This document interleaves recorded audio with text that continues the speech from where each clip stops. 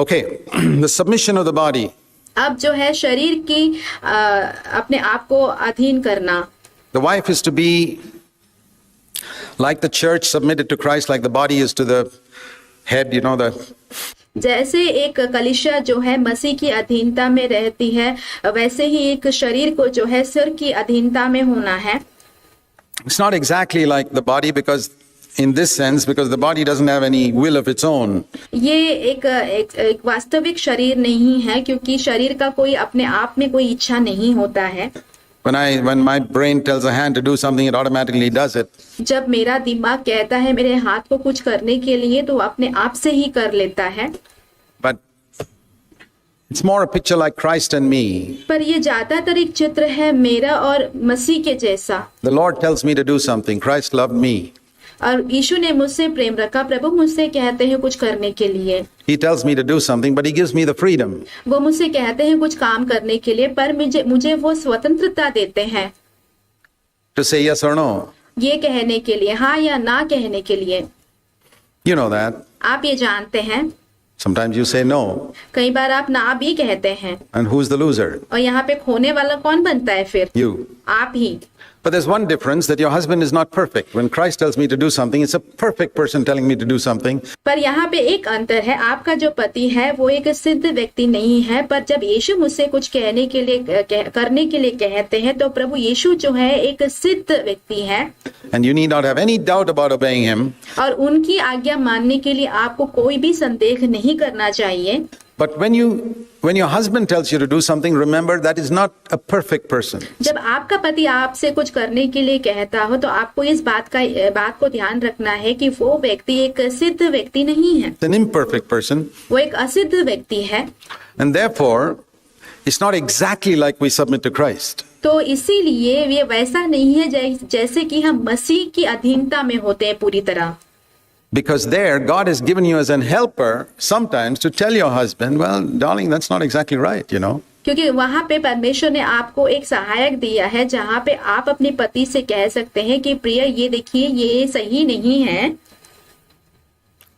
See, God has put you together so that together you can take decisions. देखिए, परमेश्वर ने आपको एक साथ रखा हुआ है ताकि एक साथ मिलकर आप निर्णयों को लें. You're like the elders in your home. आप आपके घर के अगुवों के समान हैं, प्राचीनों के समान हैं. Like a church has got two elders, husband and wife are the elders of your children. जैसे कि एक कलीसिया के अंदर दो प्राचीन होते हैं, तो आपके घर में पति पत्नी दोनों अपने बच्चों के अगुवे हैं, प्राचीन हैं. And like I said yesterday, two elders balance out each other. जैसे कि कल मैंने कहा था कि दो जो प्राचीन हैं वो एक दूसरे को संतुलित करते हैं. Why did God give Barnabas to Paul and Paul to Barnabas? परमेश्वर ने पौलुस को बरनबास को दिया और बरनबास को पौल क्यों दिया, पौलुस क्यों दिया? Because they were balancing each other. There was grace and truth together.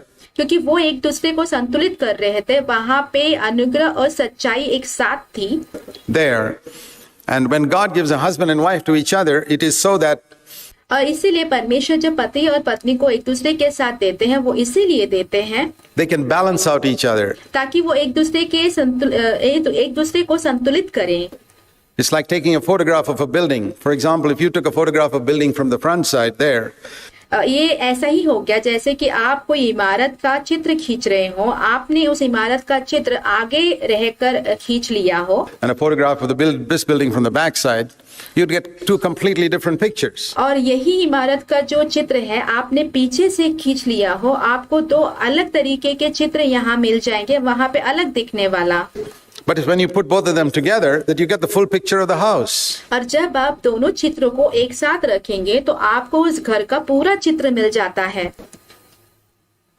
You know that they say that if you had only one eye, कहा गया है, लोग कहते हैं कि अगर आपके पास सिर्फ एक आंख है, you won't be able to see in 3 dimensions. आप 3 पहलुओं में नहीं देख पाएंगे. You'll be able to see in 2 dimensions. आप सिर्फ 2 पहलुओं में ही देख पाएंगे. It's 2 eyes that help you to see in 3 dimensions. ये दोनों आंखें हैं जो आपको तीनों पहलुओं में देखने के लिए सहायता करता है. And so a man who does not asks his wife's help, जो मनुष्य अपनी पत्नी की सहायता नहीं मांगता, is like a one-eyed man. वो एक आंखों वाला व्यक्ति के समान है। He can see, वो देख सकता है, but there's tremendous limitation in what you'll be able to see. पर वहां पे बहुत बड़ी एक सीमित बात होगी जहां तक आप देख पाएंगे उस विषय को लेकर। If on the other hand you recognize your wife's contribution, अगर दूसरी जगह आप अपनी पत्नी की जो सहभागिता है उसे पहचान लेते हैं, she can give you slightly different. Your eyes, if both eyes were here, you wouldn't get the same three-dimensional vision. Your other eye has to be a little away, and your wife has to see things from a slightly different perspective than you. और ये जो है एक आंख जो है, दोनों आंख जो है एक साथ नहीं रखा गया है, थोड़ी सी दूरी है। और जब आपकी पत्नी अपनी नजरिए से देखती है तो उनको अलग तरीके से वो चित्र दिखाई देता है, वो उसका नजरिया अलग होता है। Then you get a three-dimensional picture of the problem फिर उस समस्या का 3 पहलू वाला एक चित्र आपको मिल जाता है and of the solution. और उसका समाधान मिलता है। Encourage your wife to see things from her standpoint. अपनी पत्नियों को प्रोत्साहित कीजिए कि वो अपनी नजरिए से चीजों को देखें। Don't force her to come to the front of the building and take the picture from where you're taking it, because then you'll miss something. उन पर ये दबाव ना डाले कि वो इमारत के सामने आकर चित्र को खींचे जहां से आप चित्र को खींच रहे हैं, नहीं तो क्या होगा कि आप कुछ खो देंगे उसमें। Those husbands who force their wives to think like them जो पति अपनी पत्नी के ऊपर दबाव डालते हैं कि वो उनके समान ही सोचे, are going to miss the total picture. वो पूरे चित्र को खो देंगे।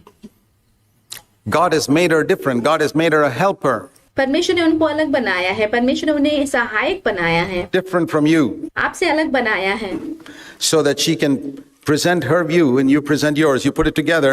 ताकि वो उनका जो दृष्टिकोण है उसे रखें और आप अपने दृष्टिकोण को रखें, और जब आप दोनों इन चीजों को मिलाकर देखें, And you pray before God, and as you weigh those things together before God, because she's an equal heir with you.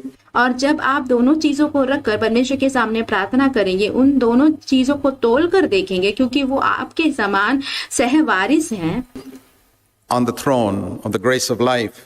परमेश्वर के सिंहासन पर अनुग्रह के जीवन का। 1 Peter 3 says that. पहला पत्रस 3 अध्याय कहता है ये। Ultimately, you come to a decision which is good. उसके अंत में आप एक ऐसे निर्णय की ओर आएंगे जो कि अच्छा है। I can think of many decisions that my wife and I have taken through the years for our children and our home. And मैं ऐसे बहुत सारे निर्णयों के बारे में सोचता हूँ, जो कि याद करता हूँ, जो कि मैंने और मेरी पत्नी ने मिलकर लिए हैं, हमारे बच्चों के विषय में, घर के विषय में। I'm so thankful that I didn't take them all myself. I think और मैं परमेश्वर को धन्यवाद देता हूँ कि मैंने सारे जो निर्णय हैं अकेले नहीं लिए हैं। my home would have been a mess नहीं तो मेरा जो घर है वो बिगड़ा हुआ होता if I'd done that. अगर मैंने वैसे किया हुआ होता। So many things I can think of ऐसे बहुत सारी चीजों के बारे में मैं सोच सकता हूँ where I thought we should do it some way, and I consulted with her, and she had a different view, would put our views together, and we did it in a different way. जहाँ पे मुझे ऐसा लगा कि इस चीज को इस दूसरे तरीके से करना चाहिए, जब मैंने अपनी पत्नी से बात की तो उनका नजरिया उस चीज के लिए दूसरा था, तो हम दोनों चीजों को एक साथ रखा, प्रार्थना की, और उससे जो है हमने अलग तरीके से किया। I didn't give up my headship, मैंने अपना नेतृत्व वहां नहीं छोड़ा, but I recognized that I can't do things without the body. पर मैंने इस बात को पहचान लिया कि मैं अपने शरीर के बिना चीजों को नहीं कर सकता। The brain doesn't give up its position as the brain just because it says to the hand, I need you. दिमाग जो है अपना जो स्थान है, नेतृत्व है, उसे नहीं छोड़ देता, इस कारण कि वो हाथ से कहता है कि मुझे तेरी जरूरत है। There's a verse in 1 Corinthians 12, the head does not say to the feet, I don't need you. जैसे कि पहला कुरिन्थियों 12वें अध्याय में एक वचन है जहाँ पे कहा गया है कि एक सिर जो है पाँव से नहीं कहता कि मुझे तेरी जरूरत नहीं है।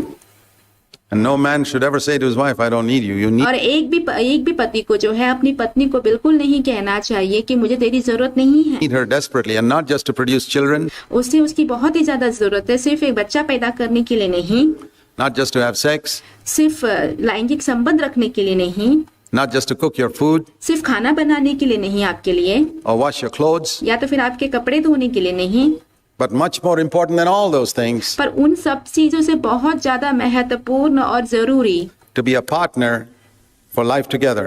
आपके साथ आपके जीवन भर आपके सहायक के रूप में, आपके जीवन साथी के रूप में हो वो।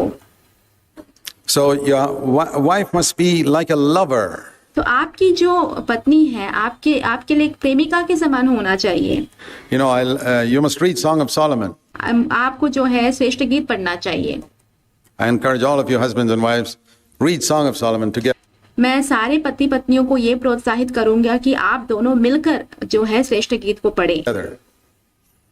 And if you're really freed from Indian culture, अगर आप सच में जो है भारत की संस्कृति से आजाद हो चुके हैं, the husband should read the bridegroom's part, एक पति को जो है जो दुल्हे का जो भाग है उसे पढ़ना चाहिए, and the wife should read the bride's part to each. और जो पत्नी जो है उसे जो दुल्हन है उसका जो भाग है वो पढ़ना चाहिए। To each other. It's really exciting, I tell you that. उसे एक दूसरे के लिए पढ़ना चाहिए। बहुत ही उत्साहने वाला, प्रोत्साहन देने वाला बात है, मैं आपसे कहता हूँ। I don't see any excitement. We are still bound by Indian culture. मैं यहाँ पे कोई प्रोत्साहन को नहीं देख पा रहा हूँ, क्योंकि हम सभी लोग जो है हमारे भारत की संस्कृति के दबाव में ही है, प्रभाव में ही है। Okay. It'll go. Just give us time. चला जाएगा, ठीक है, थोड़ा समय दीजिए हमें। It's in scripture. ये वचन में है। Why is it when you open the Bible right in the middle, you come into Song of Solomon? Because ऐसा क्यों होता है कि जैसे आप जो बाइबल को खोलते हैं तो एकदम मध्य भाग में जो है श्रेष्ठ गीत ही आ जाता है। God wanted that to be the relationship between a husband and wife. क्योंकि परमेश्वर चाहते हैं कि पति पत्नी का रिश्ता जो है ऐसा ही हो। There's nothing wrong in that. उसमें कोई गलत बात नहीं है। And it says there about the bride as she leans upon her beloved. और वहां पे लिखा गया है कि कैसे उसके प्रिय के ऊपर जो दुल्हन जो है वो सहारा लेती है And walks through life. It's a picture of how और वो कैसे जीवन में चलती है। वो एक ऐसा चित्र है the wife lives in constant fellowship with her husband and walks through life. और वो ऐसा है जैसे कि एक पत्नी जो है अपने पति के निरंतर संगति में रहती है और जीवन में चलती रहती है। Like that, lovers, I am his and he is mine. एक जो प्रेमी होते हैं उनके समान, मैं उसकी हूँ वो मेरा है। Just like we sing to the Lord. जैसे कि हम प्रभु के लिए गाते हैं, That's the relationship you should have. ऐसा ही एक रिश्ता आपका होना चाहिए।